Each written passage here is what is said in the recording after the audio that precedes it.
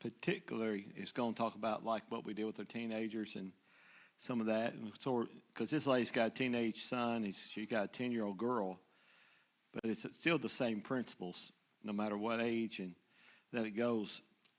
But it's this is going to fit.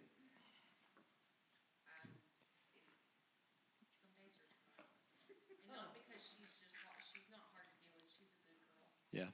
But the emotions and stuff that she feels so deeply, so quickly, and she's only 10, and I'm just, so I'm glad. I'm sorry, I just wanted to get that off my chest, I guess. She's going through puberty. Well, congratulations. I'm sorry. Okay. Well, let's see. Let's walk through. I think you'll find this. It's going to take a little bit of a good twist to it. It's definitely for us to learn from it. Again, this lady here. Let's see. Let's just start where he does. Ideally, healthy anger management is learned during childhood, and refined as the stages of life unfold. And that's the idea that we would learn that when we're children. Unfortunately, most parents were not properly guided in using anger during their own childhoods, and their accumulated bad habits are then passed along to the next generation. And it can be an ever-perpetuating cycle until someone steps forward and says, the buck stops here. This lady's name is Patricia, we're going to talk about. And again, when she came for counseling, we talked about she's the mother of a 15-year-old boy, 10-year-old girl. She sought the help because her emotions were ruling her life. She admitted she was causing so much tension, and her family was coming apart. Her early visit with the doctor, she was saying either I get a grip on my tension or I'm going to lose my husband. And if that happens, my children will surely turn against me. They're tired of my constant irritability. So she began a series of counseling sessions to train her to minimize. Well, I can't even say it now. Thank you. Ooh, the tongue which wouldn't work. And so, yeah, this would be good to. I was just listening. Yeah. It would be on this chapter because you definitely might want to mark some things on this one. Of course, she started counseling sessions after getting what she needed. She got her anger was significantly reduced. She said, I don't want my children to enter adulthood with the same baggage I had. I like that statement. So starting now, I want to give them some tips about handling their emotions successfully. So Jason's 15. I don't have a lot of time left with him, but I know he would be receptive. Jennifer's 10. She's just like I was at that age, sweet in public, but sour in private. Okay? Reflecting on your own childhood experiences, perhaps you can remember what it's like to be their ages. And, you have to go back and think about what it was like when you were that age, and that's all he's trying to get her to do. All the emotions, not knowing what to do about them. And she said, I know that what they're going through, they see me on my emotional roller coaster often enough to be confused. Sometimes they bottle up their frustrations, which become seeds for discontent and resentment. Other times they jump right in and slug it out. Yep. And are they openly argumentative with you, he asked her. And sometimes they are. Jason wants to be very independent, so he usually resists restrictions I put on him. He has a real temper when pushed. Jennifer's more of a pouter and a whiner. When she's angry, she becomes cranky. She really knows how to push my buttons. So here we go. He says she said, the doctor said this. It's going to require some consistency and discipline on your part. But with persistence, you can become the guide they need. Okay. So her attitude was to be committed. The doctor said it's good for adults to improve their own anger skills, since the generation behind us are carefully observing the modeling we offer. And that's a key thing here, what they see in us. These days, kids live in a world that offers many reasons to feel angry. How skillfully do you communicate with your children as you teach them to sift out their choices and managing anger? If the youth in your world were to base their management of anger upon the behaviors and attitudes you demonstrate, how well off would they be? Some real questions, ain't it? To think about not just what we're saying, but what we're actually doing. Again, it's real. I mean, they do learn from us. They learn more by what they see and hear more than what we tell them. So looking over the following somebody say a word for me. Thank you. To get an idea of ways children might manage anger based on what they see in an adult. For instance, a dad has been kicked off. Have you ever seen this? Been kicked off his daughter's soccer field twice in one season for yelling unmercifully at a 15-year-old umpire. So that's bad. So what's that tell the kids? All right. And then a single mom knows that her 13-year-old doesn't like her partying. I can't even talk tonight. Thank you. Not altogether. No, it's the new moon is pulling, gravitational pull is pulling on my partying. Thank you. Just see if y'all keeping up. And no, I'm kidding.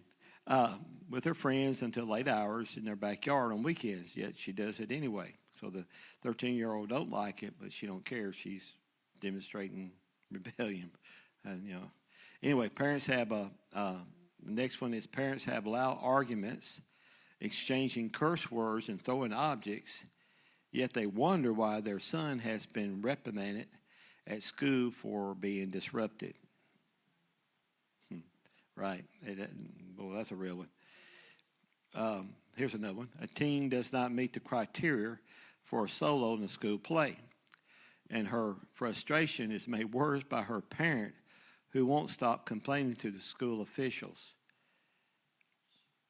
Y'all got that one, I guess. I don't know how many times I've seen that. Parents, never mind, I've got to move on. Anyway, it ain't funny, but I see it all the time. Here's another one. Parent purchases violent video games for his son and plays with him, cheering him each time he makes a kill. Okay. Yep. Next one, criticism abounds in the home, leaving the child feeling that nothing can be done to please. Ouch. Yeah. So I guess it's really plain to say all those, and yet that's more common than not, and all those things. So surely you're aware of the phrase, actions speak louder than words. As you examine the influence you have on the young people in your life, what tendencies would you need to give up in order to improve your modeling? For instance, there is no real need for me to yell when I am disciplining. I tell my child to show respect to others, yet I know she is aware of my deep bitterness toward my ex. Yeah. One side takes down the other side, and the kids are in the middle. They're the ones in the middle. That's all. That's Yep. also hard too, Sister Elaine, because, like, how do you know, there's a difference between downing the other one and being honest about who that person is and why we're not. I'm not saying be honest. It's how you say it. But when I've seen couples that are so angry with each other, your daddy's no count, this kind of thing, and we forget those children love their daddy. Right. And that's not fair to them, because he's probably saying the same thing. Yeah, and the kids are caught up in the middle of that, hearing you constant, just then like they my don't want son's situation. His ex is, when she sees the kids, she's constantly talking bad about Matthew. And, I mean, even though he created a lot of this, I'll say this much for him. He has not one time in front of them children or anyone else has he ever bashed her. Not one time. But she'll put him on Facebook, she'll do this, she'll do that. And that's not healthy for your children, because if they don't see him see the message or see it on Facebook. Somebody else does, and they tell them. They're constantly Okay. having to hear it at home and at That's school. Yeah, That's just vengeance. yeah, and that's a good thought. That's a good. I know a lot of divorce things. You know, a lot of people divorce. A lot of that goes on. Probably, I know it is. Majority of homes have been broken up, divorced. That's majority, by far the majority. Well, let's go to 196. So we're gonna pick up on keys to handling your child's anger. Y'all, ain't no way in what we go through in this class that we can be able to cover everything. We'll do what we can. But I'm telling you, make an investment. I would take the time to read through this chapter and make an investment, not just for yourself, but for your kids, for your grandkids, Amen. for our church kids. You know, we're adults. These little kids come up here, church, and we think, well, they don't know what's being done. But they can pick up on feelings, and they pick up on the tensions, and they hear things and all that. Whether they pick up on it in a good, accept it as norm, and pick up bad habits or whatever they do, or hopefully we can demonstrate good things. That's what I want to thank the Lord. We need to get their picture of Christians for whenever they grow up. It's our duty to make sure that we treat them so well. Might make the difference between if they're going to stay in church for all their rest of their life, or they'll get out from the Lord. And a lot of kids that do come from broken homes or been bounced from one home to another or whatever, in those cases, most every adult in their life at that point has let them down. So they hold Lot. a lot of anger. A lot. And so they don't have respect for a lot of adults. So Brother Rowdy's absolutely right. They get it right here. Oh, yeah. Where he is. Yeah. Well. I love those kids down there, y'all. Oh yeah. Oh, yeah. Yeah. We really do. To give them the best chance that the Lord got us here for a reason, got them here for a reason. And that's the way I think of it. It's not just one Sunday I'm up, one Sunday I'm not. I need to be the same, consistent. And especially the little children that their parents don't come with. Yeah. They especially need it. Somebody's phone is calling somebody. I make it a point to say hi to every one of the little ones when I see them. And some of them will look at me and go crazy or whatever, but I noticed that tonight that I said hi to Clayton. Because normally he'll just look at me like I'm ding dong. And tonight he said, hi. And if you talk to him very nicely, like your girls will. Yeah. The youngest one, she was a little bit offish with me at first. And now she just, she's right there because they know they're going to get said hi to. Well, I think you're going to find this section going to be pretty interesting and real. I like what I like about this book. So, keys to handling your child's anger, 196. Perhaps the greatest error parents make is letting the child set the agenda for how emotions are managed in the family. He's explaining now. Parents may have good intentions about being firm or fair-minded, but when the child fails to respond as expected, those good intentions go right out the window. And this is what we call a reactor mentality in the parent. To counter this tendency, parents need to go on the initiative rather than wondering, how can I get this child to behave so that I can be composed? They can ask themselves, how can I be composed so that I can get this child to behave? That's pretty good? Okay, that's good. Okay. Okay. So there are several ways to accomplish this. And that's what we're going to study, these 6 ways. He says that we found to be effective. Number 1, don't be threatened by your child's anger. Yes. Let choices and consequences shape the child. Okay. Don't preach. Okay. We're going to find that one out. Don't major on the minors, meaning don't let minor problems deplete your parenting energy supply. Okay. Share your own experiences. And number 6, incorporate spiritual insights delicately. So we're going to look at them. Here we go. First one, don't be threatened by your child's anger. This is really, it's good. It's good.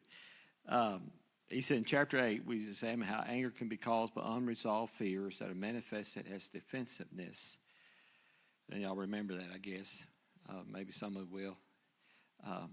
That's one of the ways to cope with fear. We get on the defensive. So do you ever think of yourself as being afraid of your child's anger? If you get easily caught in power plays, or if you often speak tensely, I think I said it right, to your child, you may be exhibiting this kind of a defensiveness and revealing how threatened you are. It is important to recognize that an overpowering form of communication does not represent strength. It indicates you feel inadequate. It does the opposite. Okay? So basically, if you're stuck in number one and threatened by your child's anger, you've done lost the battle already. Yes, you're on the wrong side of the deal. You really are.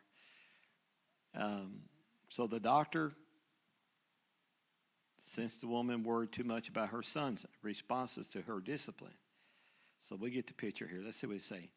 When Jason balks at your discipline, it seems to spark a tense reaction in you. As though you're thinking, how dare he disagree with my wisdom? Has anybody ever been there? I don't know. Okay, I'm glad I'm not the only one. Glad I'm not the only one. Well, in a sense, she replied, that's exactly what I'm thinking. I can't figure out why he has to be so contrary. For example, last Saturday, he wanted to spend the entire day with his friends, then go again that evening. I made him stay at home in the afternoon to finish some chores. But his reaction, you would have thought, by his reaction, you would have thought I was the wicked witch of the West. Okay? Been hurt many times. She says, I don't know what to do when he gets into these moods, but they've got to stop. So here's the doctor's reply. I can appreciate the annoyance you felt, but let's look at something very basic. Kids Jason's age want to be with their peers. In fact, it would be abnormal if he didn't want to hang out with his buddies. So when mom says he needs to stay home, he's going to interpret that as a real insult. Now, you and I know both you have sound reasons for your decision. But he hasn't taken the time to consider your viewpoint. And he probably won't consider your viewpoint deeply for many years to come. So it's no surprise he would balk. Oh, she's saying, okay, you're saying I am too easily shocked by his anger when I really should just accept it as a normal teenage reaction. That's right, she says. Children have an ongoing internal conflict about authority. At one level, they know they needed guidance, but on the other level, they're preoccupied with themselves, and they want zero input. So his response is hardly surprising. He's playing out his conflict with you. My suggestion is, don't be threatened by his anger. He's just being normal. This doesn't mean you shouldn't maintain your boundaries, but don't feel like you have to immediately squelch his irritation. That's not your job. Oh, y'all, I know y'all seen it. I have too, but just to, if you aren't picking up what he's saying, I've seen that so many times when a child gets angry, the mom or dad overreacts, like they gotta try to keep that kid from getting so upset. He's so sensitive, or she's so sensitive. I know a sensitive place on the back end too. But that's my way I've brought up. You know what I mean? Maybe that's not what he's saying, but that's what Browdy says sometimes. But anyway, that's what's going on. It is in the Bible. It's in the Bible. Oh, yeah, the children are never wrong. And when they get mad or upset, it's always, don't do that to them. Don't upset the child or whatever. They better get ready to visit them in the penitentiary. Well, it's going to head wrong. You're right on that. Or worse. And hopefully. Taking over them or visit them. So he said parents who are easily threatened by a child's anger respond in several common ways. So he gives us a few checkpoints here.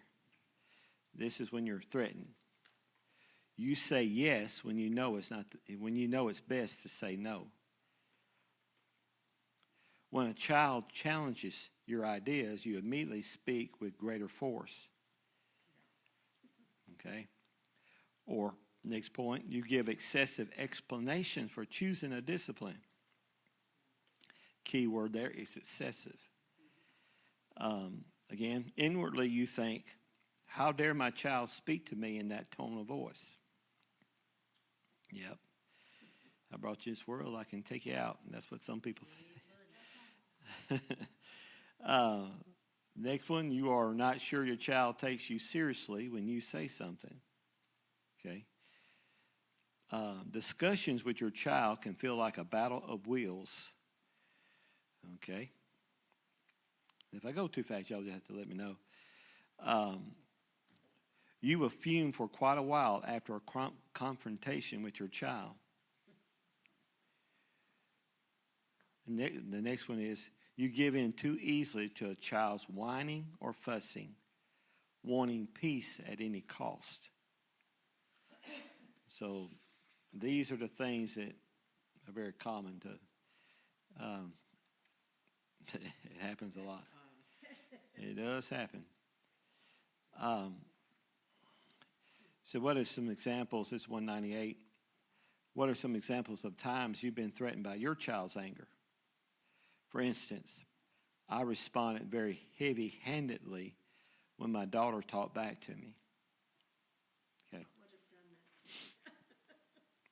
Well, I have done it with the boys. yeah. I'm not going to question the right and wrong on that, but I'm just going to say I just want to find out what he's saying there. Yeah. Because regardless, I do think there's boundaries that you have to draw. And some people can get really heavy-handed, overbearing, push their way around, however you want to say it, to a point that can, I think we talked about, what does it say in the Bible? About the children, has a father, somebody help me out on that. Which way you Uh, provoke your children to anger? Yeah. Ephesians or Colossians, Yeah, it's one of them. I don't one of them that says that. I think you should cool off first. Yeah, before you it whip says the you child. shouldn't push them to the point, of We- anger like that. You can do that, provoke them. Well, this is what he says.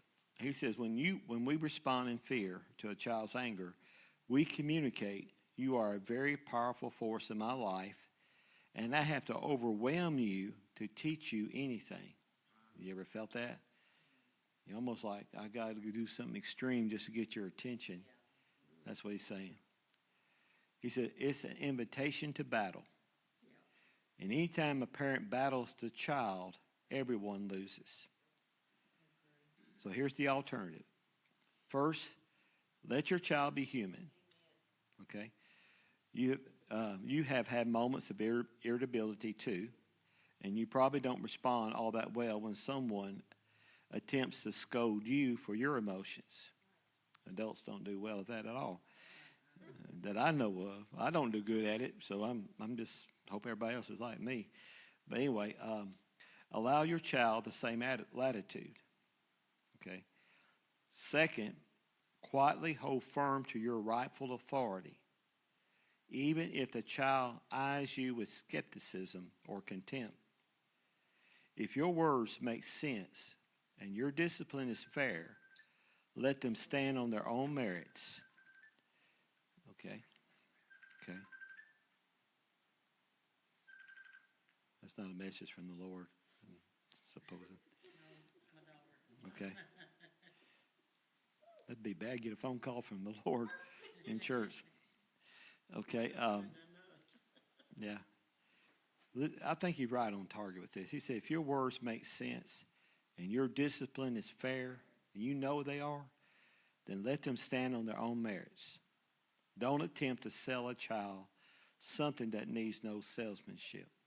It's just right. You state it. That's what we're talking about. You don't have to oversell it. You don't have to use excessive force. You nothing. Just be, like he said, just hold firm to your authority. When you lose your shock over your child's anger, the result is increased objectivity and the ability to relate with reason and fairness. Stability and logic rather than knee-jerk emotion will be your guide.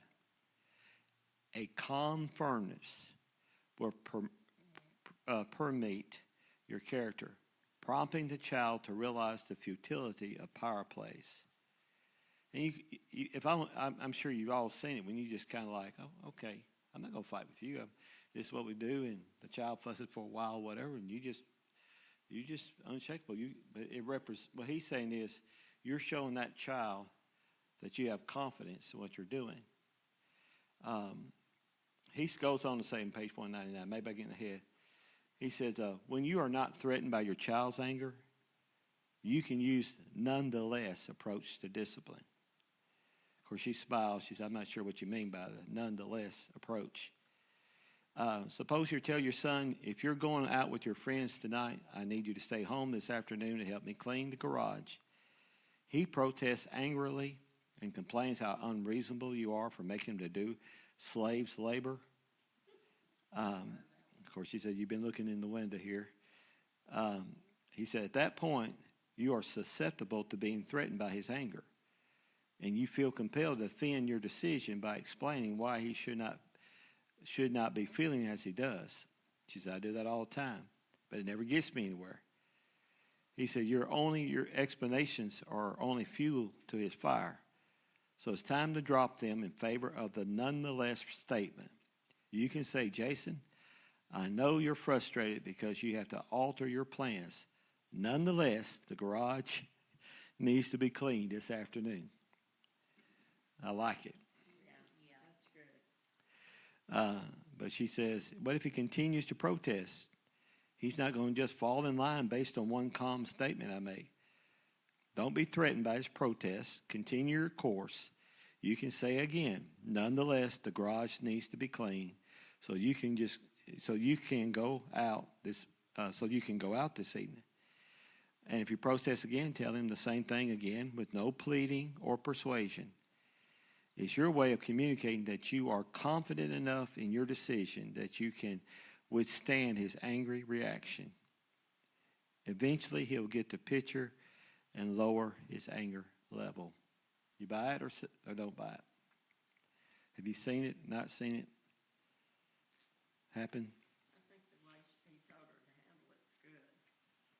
He's still gonna get his garage work done, regardless. Have you ever used this? Have you ever done that? In a sense, but Yeah. Kids from a different generation. I told him to go out there and clean the garage, he was out there cleaning the garage. yeah. I mean, there was, And there is a thing about being the generation that we live in is different. It is a whole lot different. because my children who have children will tell their children to do stuff. And now David had the same, I gave my kids all the same upbringing. But his children will stand there and tell him stuff, and it's like, I cannot believe you're talking to your dad like that. Yeah, we wouldn't be on our feet back then. If we've done Daddy that way, yeah. You'd be all getting off the ground, then you would get the answer. But it also You know. said And I'm not saying that's right, but that's how he did it. something at the beginning about how hard it is for children these days, that we talked about that a while ago. Yeah. It's true, they face a lot more pressures than we ever thought about facing, and so, yeah, a lot of these I mean, kids do we had know, bullying in school. but not like that. we got now. Yeah, they got bullying, drugs, identity crisis, they don't know if they wanna be a female or a male, or there's, or But a that's cat. being fed Yeah. by some, But they still have to Don't- deal with it, yeah. so they're going through a lot emotionally, not to mention their hormones are out of whack at teenage age. And that's what I like about this book here. Where nobody, we all got to think that every generation faced its own Yeah, challenges. But these are some things that work. And even in that, even though we know the challenge may be, not quite as simple as maybe it was when we were coming up, Then again, I think about, I don't know what my daddy was thinking when I'm 10 years old and he found my baseball glove out there in the yard and left overnight outside, or I don't know all that he had to put up. I mean, I thought I was a pretty good angel kind of kid, but, he might not quite had the same feeling toward that as I did. So that's part of it too, to understand that we're all, as an adult, looking back Yeah. where our kids have not had that experience that we've had, and they don't see what we see. Or the look on his face when he walked in, there's another hole in the wall. Yeah. For me, it's like earlier before church, Brayden's wanted to go outside and play, but we needed to do her homework, which could take 10 minutes at most, okay? Yeah. And she started crying, she didn't want to do her homework, she wanted to go outside, and I started yelling, and I caught myself, because she was yelling, so I started yelling. Now, she's 7, so she was throwing a little fit, and I had to calm myself back down, like, look, we just got to do this, take a deep breath. That's hard to catch yourself and to realize, okay, you're acting like she's acting, That's a good Try to point. teach them to regulate their emotions. I've got to regulate mine. And that's where the real teaching comes in, when they see it demonstrated. I'll just give you this, and we'll move on. Kevin Lehman. Has anybody ever heard of him? I'm telling you, just what you said right there. You would enjoy his book. I mean, it's hilarious. It's down to earth. It's like homespun, common sense stuff and dealing with your kids. You would really enjoy it. There's no doubt. I heard him a lot of times. He had some things on the radio, and I would hear him, and he just say stuff that just made so much sense, and it was simple, down to earth stuff. So I recommend it. I really do. I better move on. I'm trying to remember the full moon. I talk too much. What was his name? Kevin Lehman, I think is how you say it. Lehman, I think it's how. Leighman. I think that's how you say it. Maybe I'm close enough, it'll pop up. Okay. So let's look what he says. As you consider being more confident in yourself and less threatened by your child's emotions, what adjustments can you make or could you make when your child responds irritably to you? For instance, when my daughter complains about her supper, I can calmly tell her, I know you're disappointed because it's not what you were hoping for tonight. Nonetheless, this is what we're having for supper, and this is what you get to eat. Yeah, right. Yep. I'm just saying, yeah,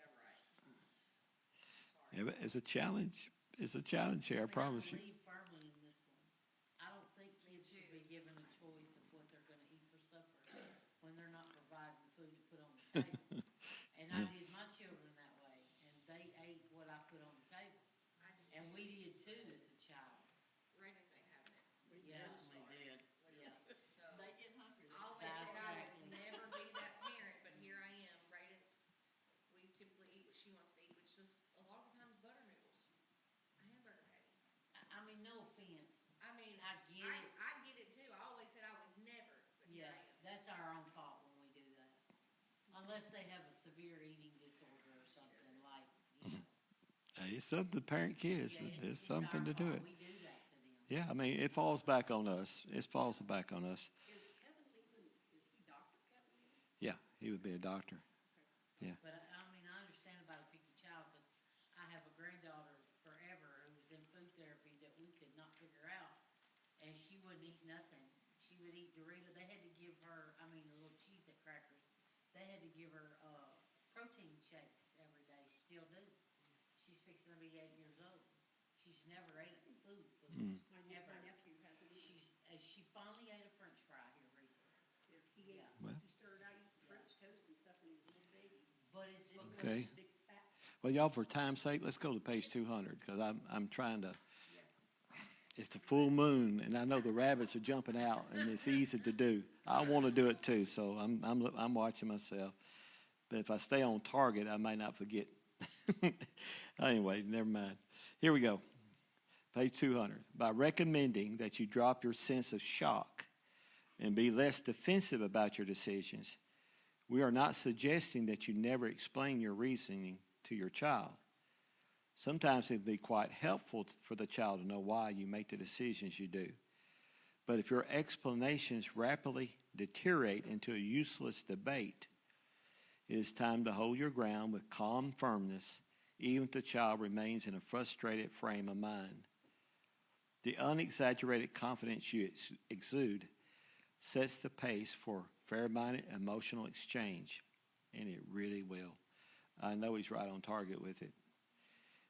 It's amazing how this would work. It's maybe a challenge, but I promise you, try and pray and ask the Lord to help you do it. So again, the next thing, how are we doing on time? I don't want to get too quick. Okay, so here's the second one. Let choices and consequences shape the child. So we parents can be impatient for children to learn important lessons. For example, if a child is rude or disruptive to a sibling, we want the child to stop behaving so intolerably. So what do? We tell the child how to think. Now this will take a little brain work here. We give lectures and we follow up with threats. And how does this affect the child? He or she becomes angrier and inwardly vows that no one will tell him or her what to do. It is not the instruction itself that the child is angry about. It is the fact that the adult is not letting the child have choices. Okay? How is that a choice if you're... Now watch it. You'll see it. Don't, like you said, we can be impatient, so don't be impatient. Here we go. I thought it told the choice. I didn't see it. That's why all this writing is below here. I'm kidding. I'm only playing with you. It's just to keep the mood light. Here we go. In her early counseling sessions with Dr. Carter, she revealed how she typically succumbed to ineffective responses when her 10-year-old daughter, Jennifer, would whine about something trivial. For example, Jennifer commonly griped about not having enough clothes to wear or not having anything to do to fill her free time. Patricia's typical response would be, how can you possibly think those things? Your closet is full of clothes, and the cabinet has more games in it than you could ever play. You can't say you got it bad. This is very typical, y'all, ain't it? So the doctor responded with a smile to the question. He says, when you say that to Jennifer, how many times does she reply with, hey, Mom, thanks for pointing that out. I guess I needed the perspective. He laid it out pretty good, didn't he? Yeah, he laid it out pretty good. So laughing, she said, well, never. We just get further into a hole of anger. Your mistake is trying to think for your daughter. Rather than doing the mental work for her, let her choose for herself how she'll handle her attention. For example, when she says she has nothing to wear to school, let her know she can select whatever is in her closet. Then be quiet and allow her choices to unfold. I'm going to tell you why in a minute why this works. Okay? But if I tell her that, she might make a poor choice. I'm not going to let her go to school looking totally inappropriate. I can appreciate your concern, although I caution you against being too finicky about the choices you allow. My point is that you are doing her no favors by trying to think for her. She needs the experience, of struggling with her own emotions. Right now, her decisions are relatively harmless. But 10 years from now, when she's living out on her own, she'll need to know how to sift through opinions about more complex matters and make the best choice. Now is the best time for her to develop strategies for managing her emotions. But she won't become proficient if you get in the way. So it's a learning process that they're going through. That's what he's saying. And we have to kind of work with them through that, let them be able to learn how to make decisions. If I said one thing a million times to myself as a pastor, the biggest problem I usually see in church, people don't know how to cope with life. They don't know how to cope. I'm saying there's so much of it. And that's where most people, that's where the fault, that's where the big thing is. They don't know how to cope with her. So that's what you're trying to do. You're trying to help them. You're not just telling them what to wear. You got to go beyond that level and think about what's going on here. She needs to learn how to make choices. That's what I got to help her understand how to do. And so this is the moment. She's at that point now. And so you have to take those moments and realize this is a strategic time to try to really think through. And that's why the Lord helps us. I tell you, a lot of prayer and being a parent, there's no doubt. But when you can see, hey, this is what's going on in her mind, then it kind of really helps you to make better decisions on how you respond. He says children need to feel, this is page 202, children need to feel competent to manage their own anger. With that in mind, parents can toss the ball into their courts by asking questions such as, what do you think can be done with this? I didn't get ahead, did I? Yeah, I didn't get ahead. Okay. Or what opinions do you have? In this subtle way, the parent communicates confidence in the child. See, we're giving them a chance to make a choice. Let's take a common situation, he said. I'll show you what I mean. Let's assume Jennifer complains that her brother is rude to her.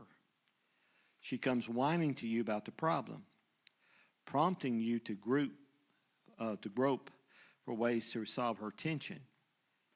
Is that a fairly common scenario in your home? She's all too common. She can really make life miserable when Jason puts her in a foul mood. It's at times like this when you'll be tempted to think for Jennifer. So let's be careful about deciding how you'll respond. Normally you might say, well, just stay away from Jason and quit fighting, right? She said, right. But that usually don't work. Well, let's try a different approach.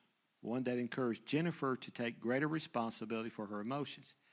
Throw the problem back into her lap by telling her, I see you're feeling frustrated because Jason shows you no respect. What options do you have to manage this frustration? Now think about what he's saying. What are the options do you have to manage this frustration? She said, well, she'll probably continue whining and say, I don't know. He said, well, don't take her bait. Instead, tell her, this won't be an easy problem to solve, but you always have choices. You can argue back with Jason. You can hold a grudge. Or you can go to a different part of the house. Which choice makes the most sense to you? Keep putting it back into her lap. What if she chooses to go back to Jason and screams? Okay, probably what's going to happen, right? Let her know that is indeed an option, but it carries a consequence. Perhaps no playtime for the rest of the afternoon. So she'll learn to pick a different option. There is a consequence to every choice, and that's real whether we teach them or not. It's going to be there. So this is what he's suggesting for us to do. Using choices and consequences can be more time-consuming for parents. That's probably one of the biggest thing we all run into, taking the time to teach our kids. I mean, that's where the fault is. Everybody's so busy. So take a shortcut. Just get it over with. Just move on, and nothing's really being dealt with. But should the mother also go and say something to the boy? Aggravating him? Well, he's not covering that point of it. So what he's trying, I don't know if you ever grew up this way. We did. You know, we come home, we complain about somebody, whatever, at school. And it was thrown back on us a lot, or it was on me. Well, you can do this or you can do that about it. Mom and Dad wasn't just going to just jump in the fight and take over for me. Right. So I kind of see that what he's telling her, your daughter needs to learn how to cope with Jason and deal with this on her own. Yeah, I'm sure she probably will say something to Jason. I don't know. What's that? She's going to beat Jason up, Brother Rowdy. The kid or the mom? The kid, my kid, she's going to beat him up. Well, What about my daddy? I could think a trick or two I could tell her that might help, but you know what I mean? You know, If they lay the first punch, they'd say, yeah. Allowed to hit my sister, so I've done other things. I shot her with a BB gun in the butt. oh, mercy, you did that. Yeah, I got my point across. got the point across. But No, you're right. You're right, though. But anyway, You gotta pick your battles too, where kids are concerned, fighting each other. yeah, but you want to teach that child how to. You're not just teaching my brother's messing with me what to do. You're teaching that child how I'm going to respond to every adult that I'm going to meet in my life,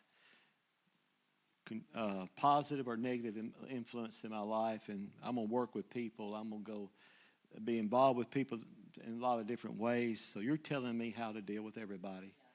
That's the lessons I'm learning at home, is teaching me lessons for life. So that's what you're doing. And you know, most of it, like, we're impatient or we got a lot going on. We don't just maybe think, well, maybe this is not it. I can skip this one. But sometimes we just going to have to say, Lord, there's a reason. Maybe I need to take a moment here. Let me think about what's going on in this child's life, what she's feeling, what she's dealing with it, and help me make a little better choice with her. Let me just take a moment. It really don't take a lot more time. It's just if you're like me, if I react, I don't usually think too well.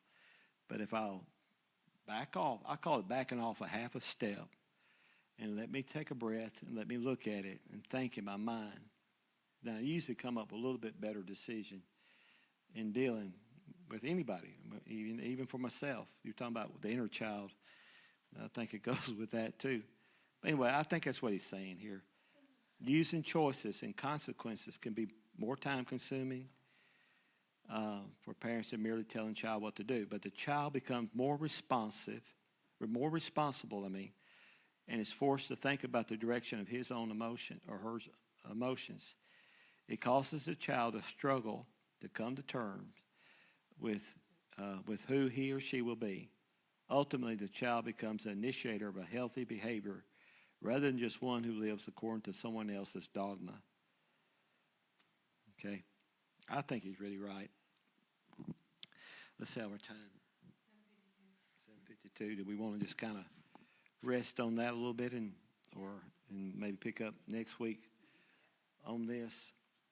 You know, I think we should keep talking about this next week, if that's okay. yeah, Let's really dive into this. I'm a single mom, and this is good stuff. it is. And you think through it, okay? And, you role play. I do that in my own mind sometimes. I role play, what will I do? Because I'm living with them. I know how they normally going to react.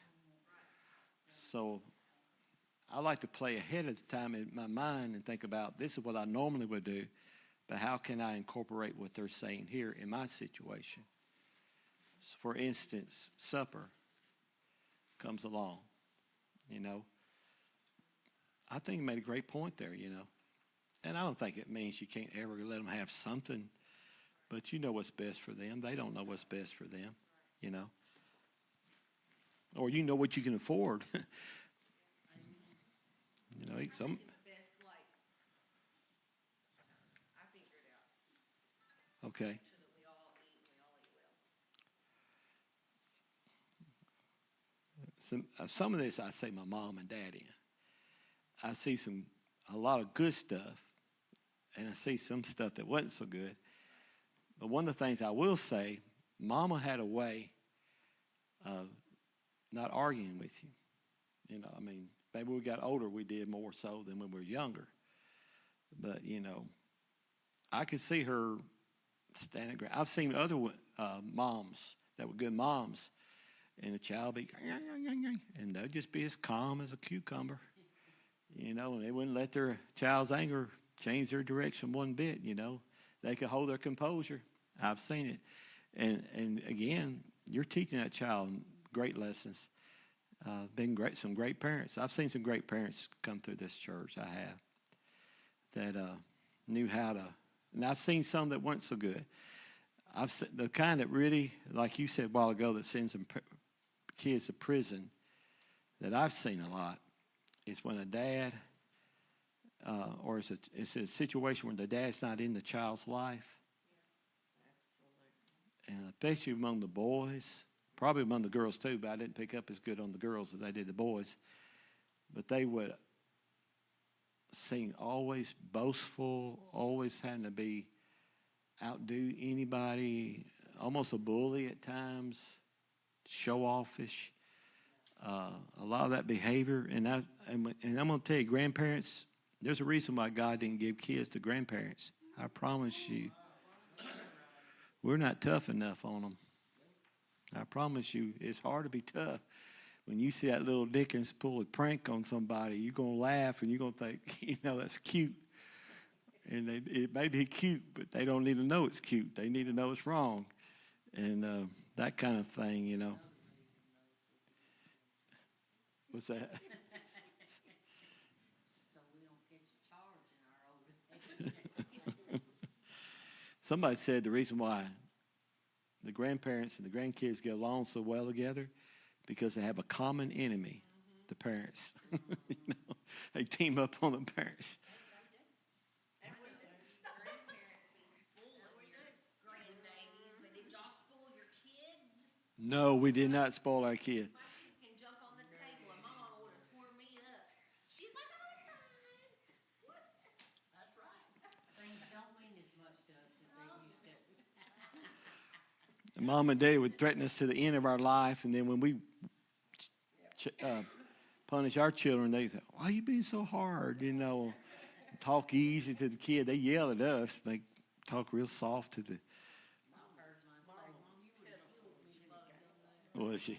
Oh, she was pitiful. I remember telling her, I said, Mama, I don't get this. She goes, what? I said, you wore me out for every single thing that come along. I said, Jimmy comes up and he blows out your window with that BB gun. And I'm scared to death. Even then, I thought, oh my gosh, they're gonna make us pay for that door and everything. And Mama just stands there and gets all over Rowdy and Brad.